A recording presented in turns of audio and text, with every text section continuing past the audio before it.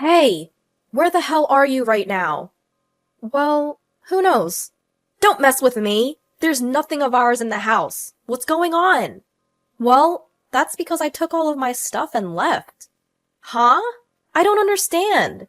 Why would you do that? Well, we got divorced, so there's nothing strange about me leaving, right? Huh? Divorced? I filed the divorce papers. What? My name is Claire, a 35-year-old high school student. Just kidding. I'm actually an office worker.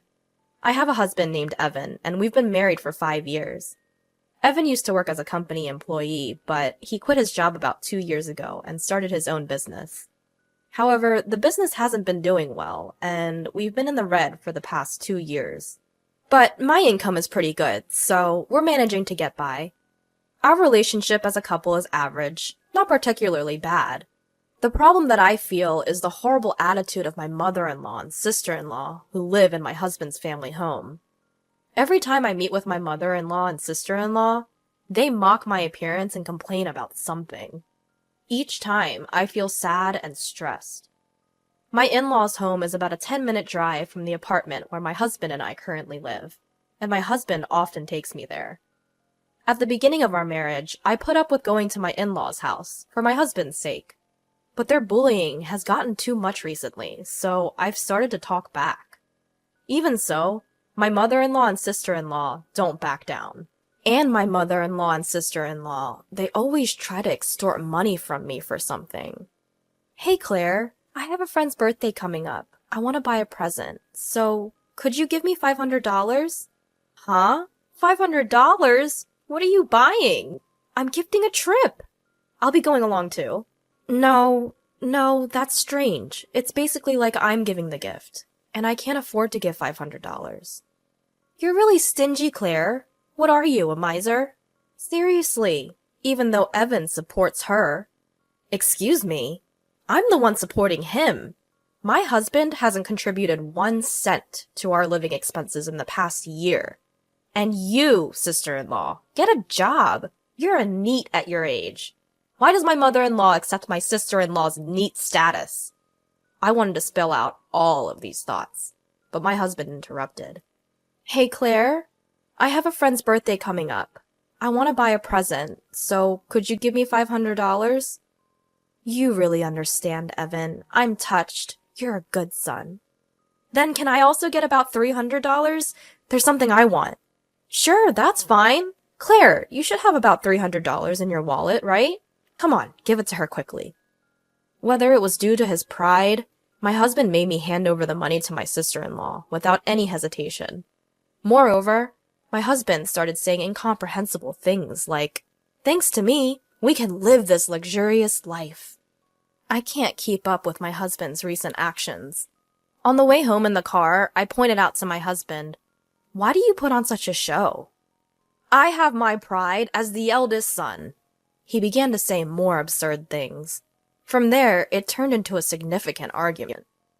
Basically, once you give them money, they start to become overbearing. What's wrong with making my own mother happy? We can't afford to live that luxuriously, you know. Do you understand? You're not contributing at all to our living expenses. So what? We got quite a bonus this summer. Don't rely on that. That money is for savings. Since then, my husband and I have completely fallen out and often fight. How can my husband act so arrogantly while still running a deficit? Why can't he stand not being in a position above me? His bad points started to stand out more and more. I thought there was no need for me to do things I disliked for such a guy. So when my husband recently said, "Hey, we're going to my mom's," I've replied, "Go by yourself." My husband started spouting some strange theory, saying, "What are you talking about? It's normal for the wife to come too." But when I retorted, "So you're abnormal because you don't come when we go to my parents' house," he clicked his tongue and said, "Do whatever you want," then went back to his parents' house alone. A weekend free from my mother-in-law and sister-in-law. How comfortable and pleasant that is. Since I had time to myself, I did a lot of groundwork for my dream. That dream is to buy my own home. I gathered information online and ordered pamphlets. My dreams and hopes were expanding. I was excited just thinking about the new house. I want to furnish it with these kinds of items. While gathering information about furniture like sofas online, I imagined placing the furniture I chose with care in my new house over and over again. Doing such things, time flew by, and before I knew it, it was evening, and my husband had returned. "Oh, welcome back." "Huh? Oh, is he still angry? How petty. He should be more mature as a man." I had no intention of pleasing my husband, so I didn't speak to him after that, and started making dinner. Then my husband suddenly started talking. "You've been pretty cheeky lately." "Huh? You're defying me, saying you don't want to meet my mother and the rest." "Defying? We're equals as a couple. Plus, your mother and the others always pick on me, so I don't want to go to your parents' house anymore." "That's what I'm saying is cheeky. Normally, wives listen to their husbands. If you say you can't do that, it's divorce." "Huh? Divorce? Ha! Surprised? You don't want to be divorced by me, do you? But I'm seriously angry at you. I've already signed my part, so it's ready to be submitted at any time. I'll let it slide just this once. But if you defy me next time, it'll be an immediate divorce. Reflect on that." Saying that, my husband smirked and ordered, "I'm going to take a bath. Hurry up and make dinner." Once I confirmed he was in the bath, I couldn't help but cheer. Yes! Now I can break up with that man any time. I made dinner in high spirits. From then on, I worked hard to save money. I was almost ready to pay the down payment. It was hard to keep my excitement hidden, to stop my face from smiling, but in front of my husband, I did my best to keep calm. And finally, I bought a house under my own name. All that's left is to get a divorce after the house is finished, and leave the house where I live with my husband. I started packing my things, little by little, without my husband noticing, and sent them to my parents' house for the time being. I had told my parents everything, and they understood my situation. And finally, the house was completed. When my husband went back to his parents' house as usual on the weekend, I moved all my things to my new house. The new house is very comfortable, and both the interior and exterior are just as I imagined. As I enjoyed the pleasant smell of a new house all day, my husband called me that night. "Hey, where are you?" "Well, where could I be?" "Don't mess with me. There's nothing in the house. What's going on?" "Well, I took all my things and left." "What? I don't get it. Why would you do that?" "Well, since we're divorced, it's not strange for me to move out, right?" "Huh? Divorced?" "I've submitted the divorce papers." "What? We're strangers now." "Don't mess with me. I won't accept that." "But you're the one who said we can divorce any time. As a businessman, you should take responsibility for your words." Anyway, this is the end for us. With that, I hung up the phone. Finally, I was free from my husband. That night, I was able to sleep soundly. Living in my new home was very comfortable, and every day I was able to wake up to fresh and have pleasant mornings.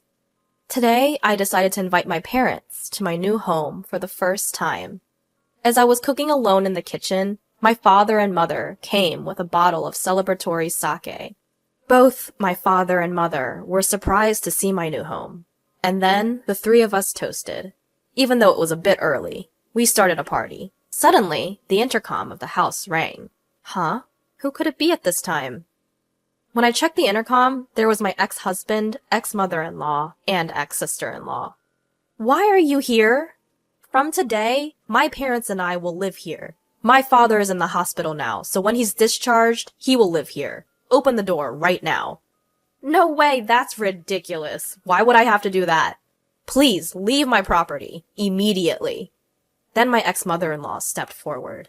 "You cheeky girl. Listen, what's yours is mine. If you understand, open the door." What are you talking about? I'm single, you know." "Huh? Did your son not tell you? We've already filed for divorce. We're strangers now." "What?" The ex-mother-in-law and ex-sister-in-law turned to look at my ex-husband. He seemed to be explaining something to them. I couldn't tell for sure through the intercom screen, but he was probably saying something like, "I don't accept this." I said, "Anyway, you can't enter this house. Please leave," and hung up the intercom. Then my ex-husband started shouting through the front door, "Open the door! I want to talk!" As I was wondering what to do to get rid of him, a police car pulled up in front of my house, and they took my ex-husband into custody. The police seemed to have taken him into custody. When I opened the front door, I saw my ex-husband being pinned to the ground, desperately resisting. It hurts! Why is this happening to me?" My ex-mother-in-law and ex-sister-in-law were shocked to learn that their son was divorced and stood there, stunned. They weren't arrested, but they were escorted away in the police car. After watching my ex-husband and his family being taken away, I went back inside the house. I wonder who called the cops. Then my father made a peace sign. In situations like this, you call the police immediately. Trust my always calm dad. We resumed our party with a fresh round of drinks. As for how my ex-husband found out where I live, it seems he followed me home from work. Because he confessed to stalking me, if he shows up again, he'll be arrested on the spot. With his timid personality, he probably won't come near this house again. I also got a restraining order against his family. After that, it seems my ex-husband's business didn't go well, and he's just been piling up debt. With the divorce, the money he and his family had been mooching off of me was gone. And with his father in the hospital, they had no income, so it seems they had to sell their house. It's really a case of getting what they deserved. On the other hand, I invited my parents to live with me in my new home. My parents are very happy, saying I've been incredibly filial, and they are enjoying life in the new home. I want to continue to cherish my parent and live happily as a close-knit family.